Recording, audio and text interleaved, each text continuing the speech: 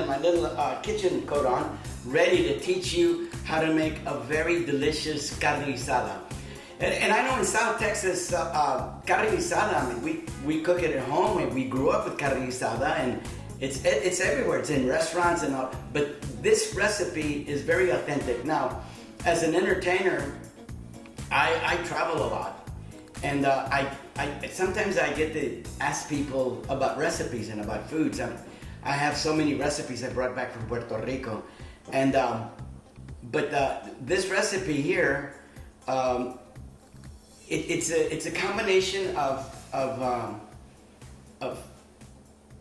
Arizona, New Mexico, Mexico, and Texas ideas. It's a very, very good recipe. It's excellent.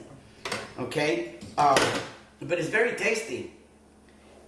One of the secrets to that recipe is that I use chiles guajillos. Chiles guajillos. I'm using beef chuck roast, and I have about almost 2.5 pounds of beef chuck roast. So, really, for 2.5 pounds, I would use just 3. But today I'm going to use 4, because they're really not that hot. They're very flavorful. Okay. Now, before I do anything else, what I'm going to do, I have here a little pan with water. So I'm going to put my chile guajillos in here, and I'm going to cook them. And how you cook them, you just boil them, okay? And I'm going to boil them for about, maybe 7 minutes. So while I do some of the rest here, I boil them. But when I set my chiles here, they have a tendency to float. So what I do is I get one of these strainers and open it, and it gives them a little weight and keeps them in the water while they cook. As I described all the ingredients for this super very flavorful carne guisada, I'm going to list the ingredients. But this recipe calls for, I'm using a yellow onion. I can use a white onion or yellow onion. Yellow onions are very flavorful, and white onions are kind of sweeter. But I'm using, it's a large onion, so I'm only using half of a large onion, and it's really about 1.5 cups. This is the other half, so you can almost tell how much, but it's at 1.5 cups. Then I'm using 1 whole finely diced bell pepper, and I have 3 diced Roma tomatoes, and very finely minced 5 cloves of garlic. And I've got here some cilantro. I serve it with, just throw a little cilantro on top of the dish once it's cooked, but I have my cilantro. And of course, salt.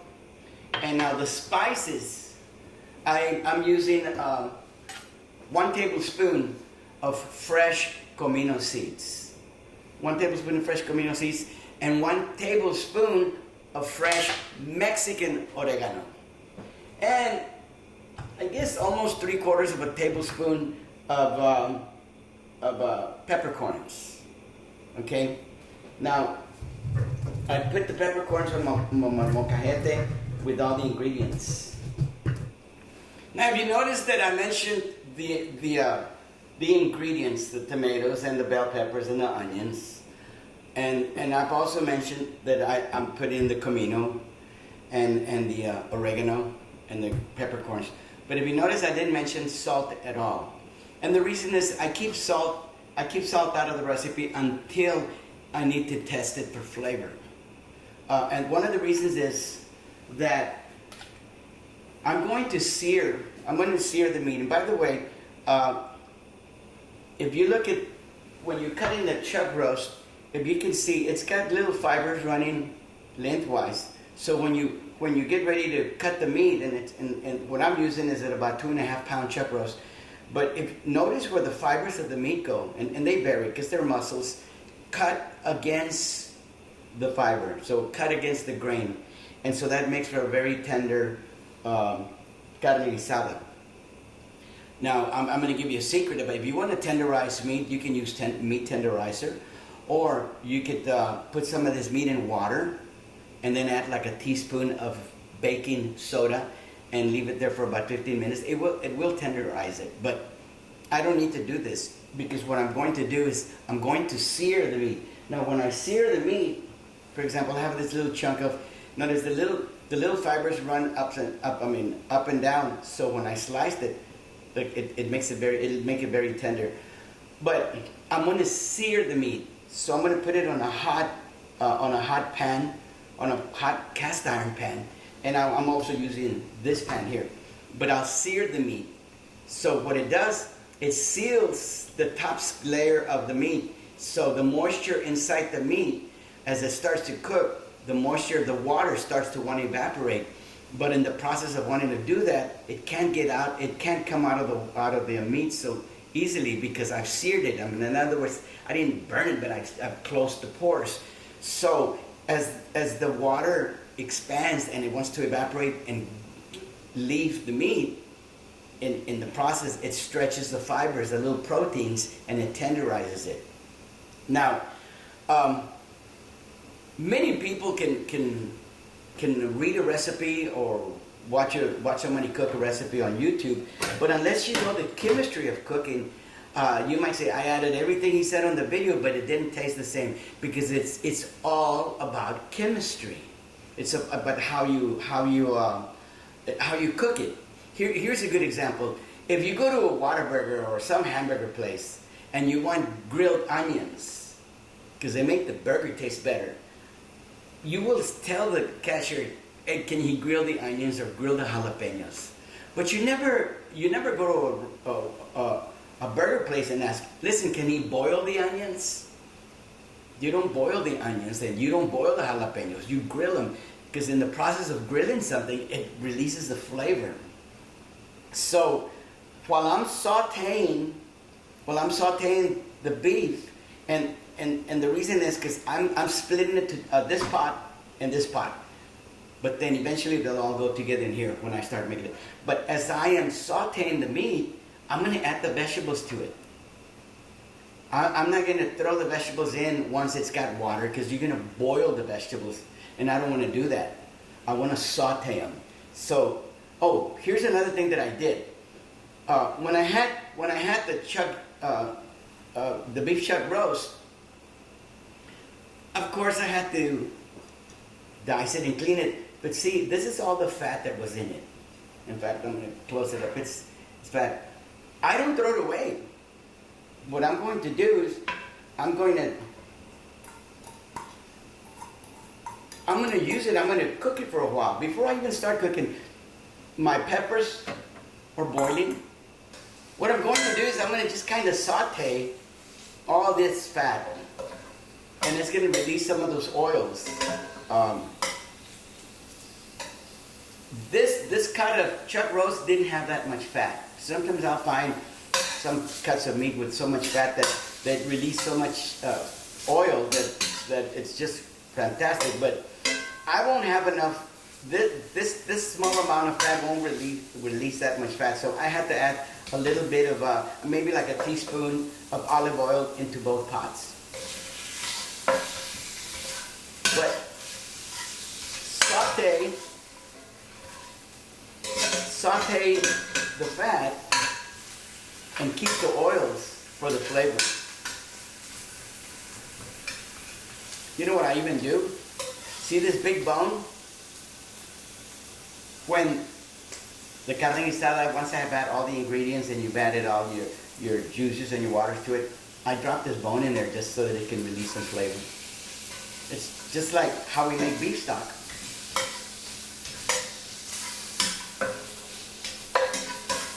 Notice the peppers the water's boiling, so I'm gonna leave them on there like that for a while. They're cooking. When I put the comino and the oreganos in the mortar or the molcajete, and then I added the peppercorns, please make sure that you grind the peppercorns really well. There's nothing so uncomfortable as to biting into a chunk of pepper, or even having a piece of pepper stuck in between your teeth. So, if you notice here,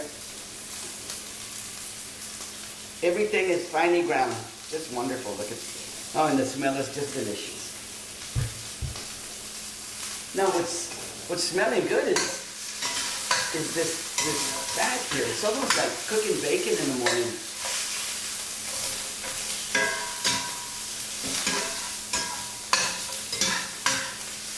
So it's funny, every time I try to cook the fat up like this so it can release the juices, when it's nice and cooked, it almost looks like I made some chicharrones. They're cooking, but I'm not going to burn them. Make sure you pull them out in time, because once they start to burn, now you're really ruining the oil underneath it.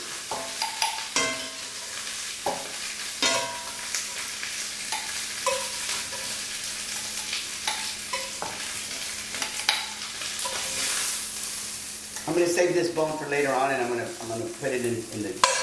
Look at all this nice, wonderful. So I'm going to get some of my carne here, and I'm going to add the other half in here. And why do I do that? So that it can sear evenly. Anytime I throw any type of beef or a steak on a hot cast iron pan, let it sit there for a while. Don't start stirring immediately. So let it cook with the fat under it, and then you can stir it. And the same goes here. This thing is nice and hot too. Now, remember when I said you don't want to boil your vegetables, you want to get the flavor out of them. So I'm going to add the onions to this bag, and I'm going to add the onions here.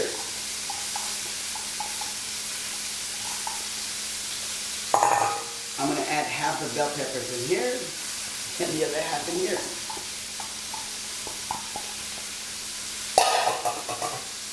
I'm going to add the tomatoes in here.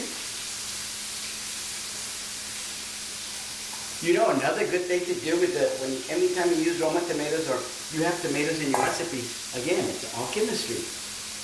Just oil them with a little bit of olive oil and grill them. Bring out that flavor, and then drop them into the carne. Now, as you can see, I'm sauteing the vegetables along with the meat.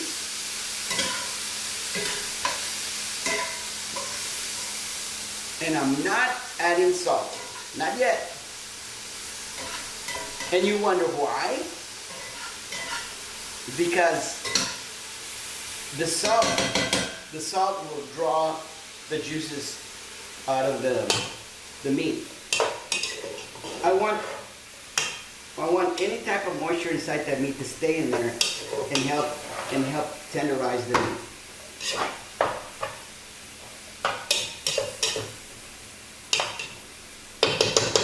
Notice another thing.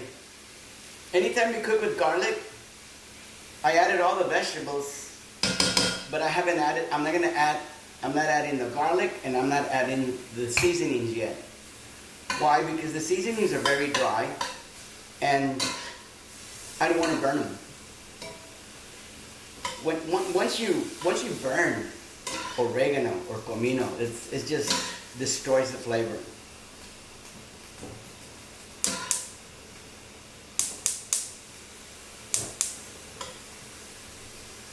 This is a great recipe. This is a great dish, but you have to be patient. Now, this recipe does not call for powdered onion or granulated garlic. I would never add garlic to this combination here, because garlic, if it's granulated garlic or garlic powder, not garlic salt, garlic powder, you have to add it to something that's liquid, so then it can rehydrate. You add water to it. But this is almost dry cooking here. This is sauteing. If I add garlic powder in here, I'll burn it.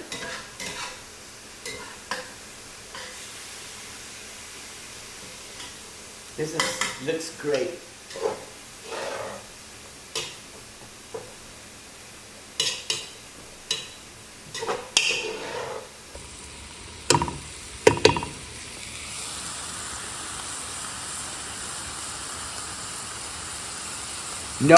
Notice how the vegetables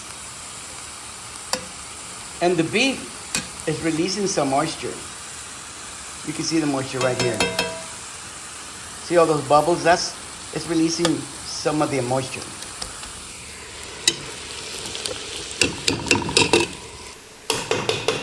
Therefore, since there's some moisture there, then I'm not going to take a chance of burning anything. So now I can add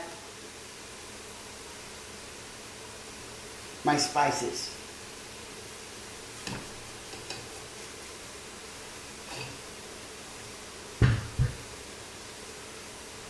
And the garlic.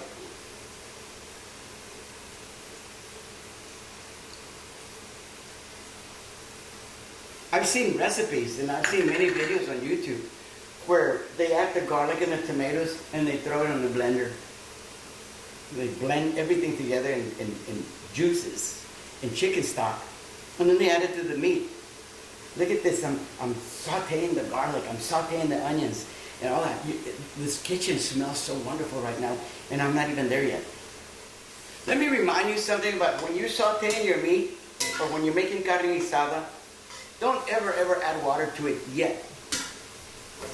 Because you have no idea how much water this meat's going to release. So if you keep adding water to this combination here, what you're going to do, you're going to be diluting the flavors of all those vegetables and spices.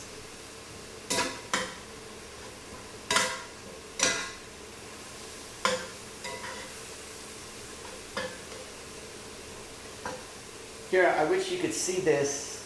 I don't know if the camera picks it up. It's going to be a little hot.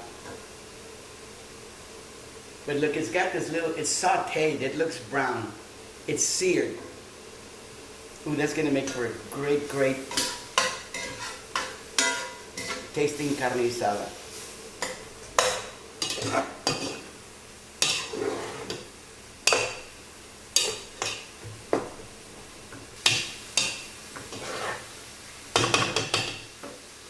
Now this pot has a lot of liquid. I'm going to add the bone to it just to give it more flavor. Because remember, once I have all these both pots put together in here, this meat is going to cook for about an hour and 20 minutes.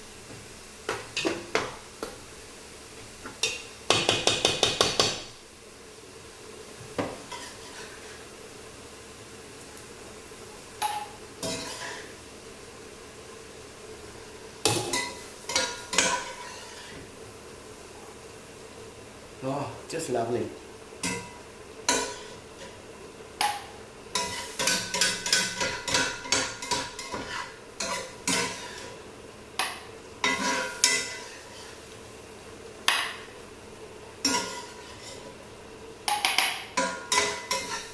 I'm not trying to advertise for Whataburger, but that was the best way that I could explain to you how you want your vegetables cooked. You don't want them boiled. Now they're going to boil, but you've already released all that flavor into the meat.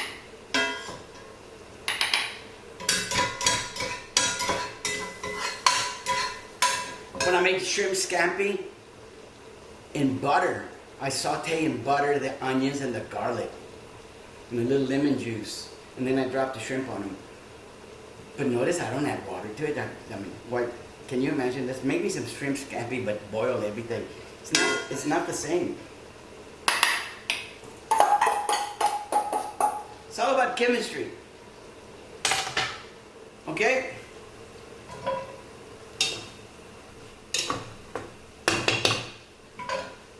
Lower the heat and cover it.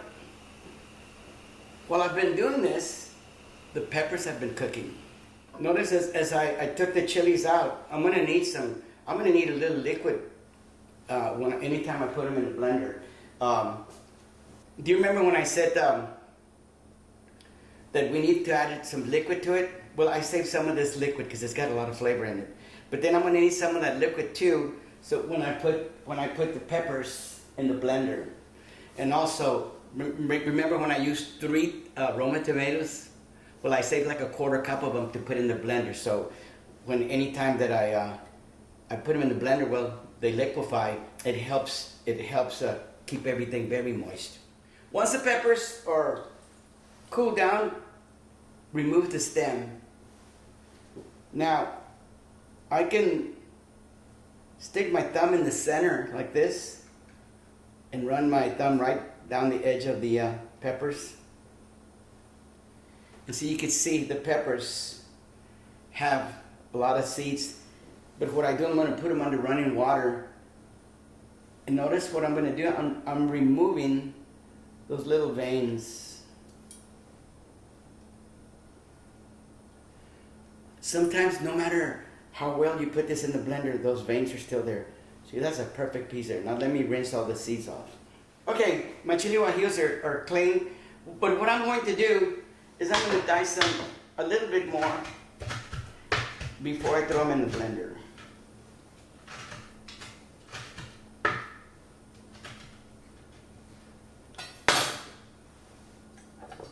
Again, all I have in the blender is a 1/4 cup of tomatoes, and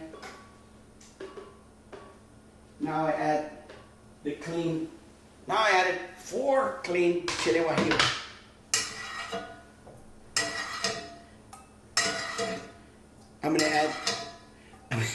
I'm adding some of that liquid.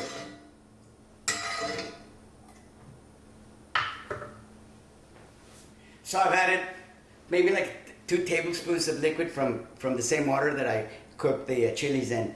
But now I'm going to add some Nor's caldo de tomate de pollo. Okay, just look for that red top, but it's tomato. I'm going to add 2 teaspoons. Now, see, this is powder. Again, it's powder, so you need to rehydrate it. In other words, you have to put it in liquid to bring all these flavors back out. So what I do, I'm adding it to the liquid. When I put all this stuff in the blender, when it starts going, it's going to liquefy all that, so it's going to bring the flavor out. Be very careful when using this. This stuff could be salty. I still haven't added salt to the carne guisada. Not yet. Why? Because maybe this would be a little salty. Now that I've noticed that my carne guisada is releasing a lot of its liquids, and the vegetables have a lot to do with it also, I will add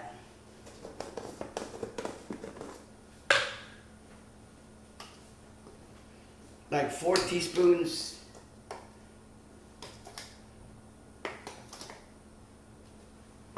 of caldo de pollo, the Nor.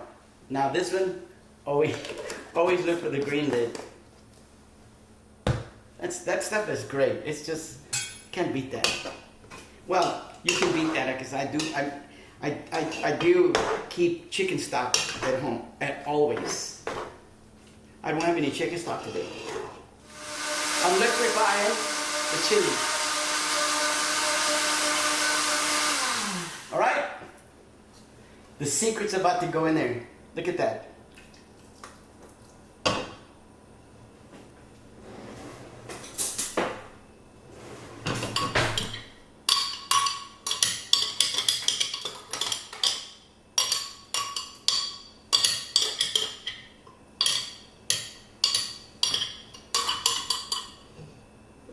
Now, if you notice, there's some good stuff in there. So I'm going to add a little water. But can I tell you about cooking in water, in city water? Never use city water. I live in Corpus Christi, Texas. I never use Corpus Christi water for cooking. And I'm thankful that I can afford a refrigerator that's got a filter, but then I also have a filtration system in this house. But Corpus Christi water has a lot of chlorine in it. Corpus Christi water is very hard. So I'm going to get some water from the refrigerator because it runs through 3 filters to rinse this off. And I think I'll use maybe 3/4 of a cup.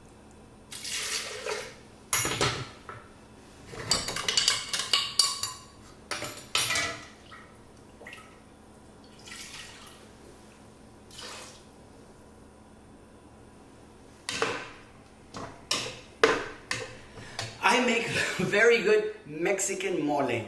I don't use those canned Doña Marias or whatever they're called. I make my own mole, but I do the peppers just like I'm doing here. But the peppers I use for mole is a combination of like 2 chile guajillos, 2 chiles anchos. I use like 3 different peppers, but whoa, do they make a great mole. And I do the same with menudo. I make my own menudo mix. It's just delicious. But if you notice, look in here, this looks red. Now, with the water that I've added to it,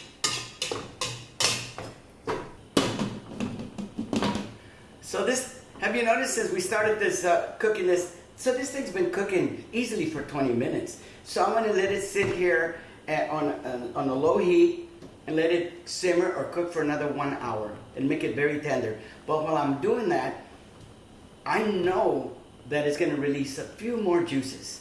So what I have here is like, maybe 2 to 3 teaspoons of unsalted butter. So you hear me? Unsalted butter.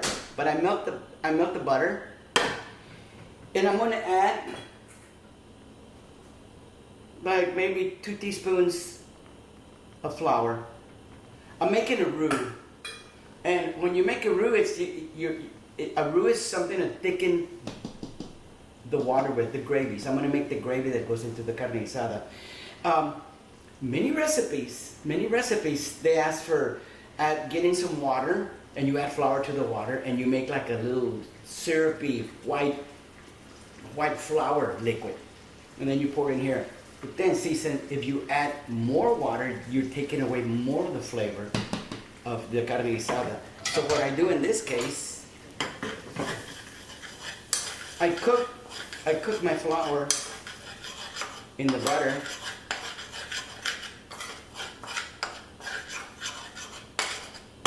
And I'm making kind of like a paste roux. If anytime you want to learn how to make Creole or gumbo, you need to make a roux like this. And one of the secrets to making good roux, this I learned from this lady in New Orleans. She says, cook the roux slowly. I have it on a medium heat, but I'm cooking the roux. I'm just cooking it. I'm going to cook it until it starts almost turning a nice little brown. So really what I'm doing is I'm cooking the flour. But the more you cook your roux, anytime you drop it into the liquid, it won't ball up and you won't have lumpy gravy.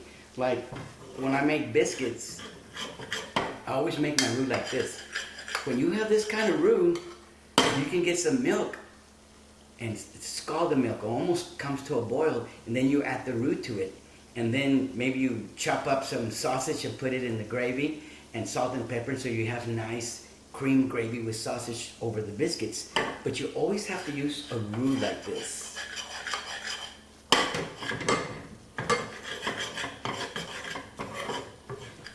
This looks great.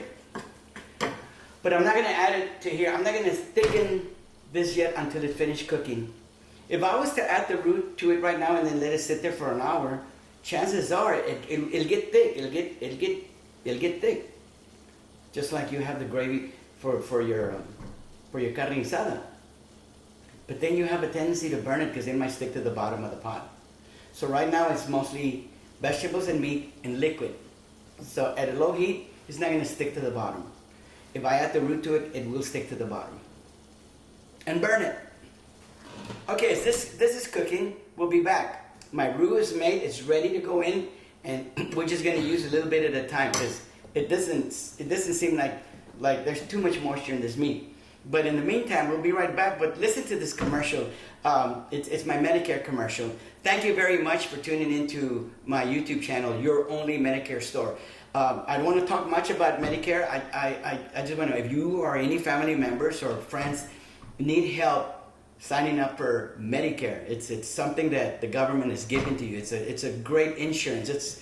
If you paid for insurance for a long time and you paid a lot of money for insurance, and now once you retire or once you reach 65, the government will insure you. It's a fantastic thing. I hope you guys get out to vote to whatever party you want to vote, but make sure that party you're voting for will not get rid of your Social Security and your Medicare. And that's all I'm going to say about Medicare. All right, I'll be right back. Hi, Happy here. Let us help you with your Medicare enrollment selection, be it a Medicare supplement or a Medicare Advantage plan. Some Advantage plans include rights to your doctor appointments, home delivered meals, and even dental, vision, hearing, and prescription drug coverage with no additional cost. Call that Texas Health Insurance Group at 361-288-4515. We're in Corpus Christi and we answer the phone to help you. And quick. Okay, we're back. This has been about an hour, maybe an hour and 10 minutes since this has been cooking. Stir it up. I'm going to remove that bone I had in there for flavor. Okay. So remember I said I had it simmering. I'm going to turn up the heat because I want the roux to cook. Look at this nice golden brown roux. When you cook your roux like this, and you do it slowly, but when you cook it like this, you have no chances whatsoever of getting lumpy gravy or a lumpy carne guisada. I've gone to restaurants when I'm trying to eat the carne guisada and I can see little lumps of white meat because they try to stir the water mixture with flour, water and flour mixture, try to rush it.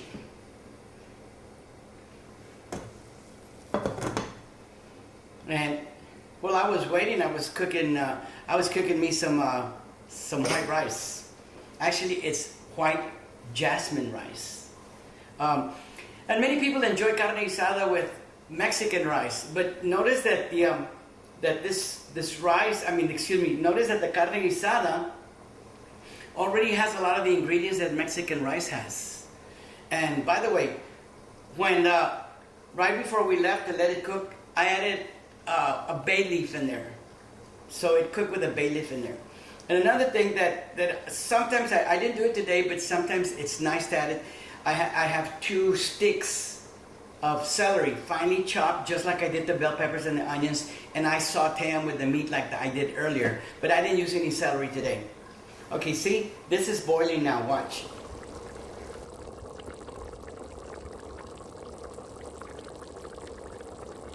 I'm gonna add the roux. Notice I only put half of it in there because I don't want to make it too thick.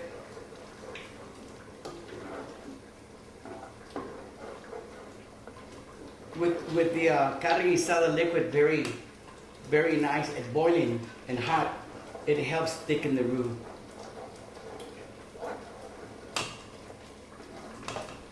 Oh yeah, look at that.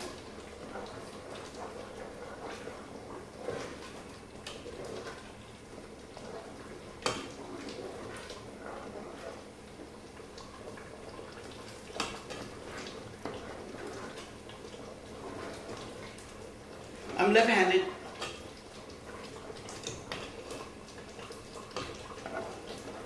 So we did everything. We added all the ingredients, all the spices. We cooked it for an hour and 10 minutes. I cooked me some rice. But there's only one thing missing that we haven't done yet. We haven't checked it for salt content. Again, salt brings out the flavors also.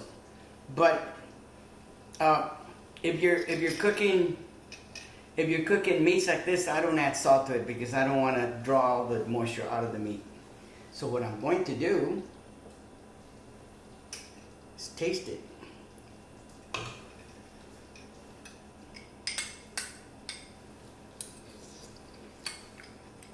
Mm. The meat is beyond tender. Super tender.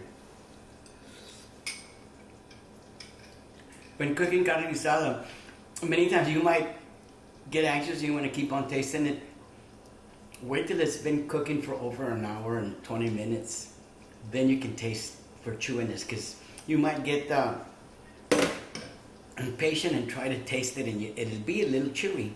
I mean, it's chuck roast, but now it's super tender. But it does need a little salt.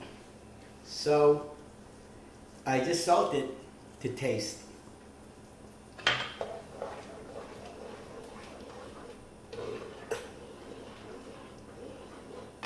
I know that this carne guisada is perfect now. So again, and the reason, like I said, I don't like to eat it with Mexican rice is because we have all those flavors of all the ingredients in Mexican rice as we do in the carne guisada, onions and peppers. And so I use jasmine rice, white jasmine rice with maybe a little garlic and maybe a little bay leaf. But I put bay leaf in the carne guisada, so I didn't do it in my rice. But why do I do that? Because I want to enjoy the flavors of the carne guisada over the rice.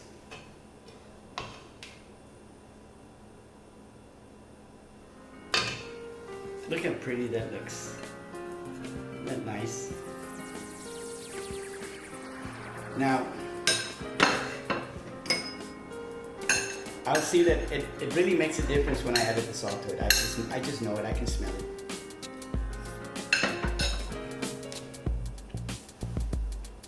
The tastiest carne guisada ever. And you know what goes well with this carne guisada? No tortillas, because I've got plenty of rice here. No wine, no beer. A very, very cold Coca-Cola. In a can or in a bottle. Oh, and here's another thing. When I have another thing here. When you serve your carne guisada over rice, then you can do what I love to do. I add a few sprigs of little cilantro on top, and it just adds so much flavor. I can even add it to the carne guisada, but I like to serve it with cilantro. And cilantro with every bite. Oof, delicious. Thank you very much for tuning in to your only Medicare store to learn some of these recipes. And I know that some of you young folks out there learning how to cook tuned in, and so there's no need for you to listen to my Medicare information.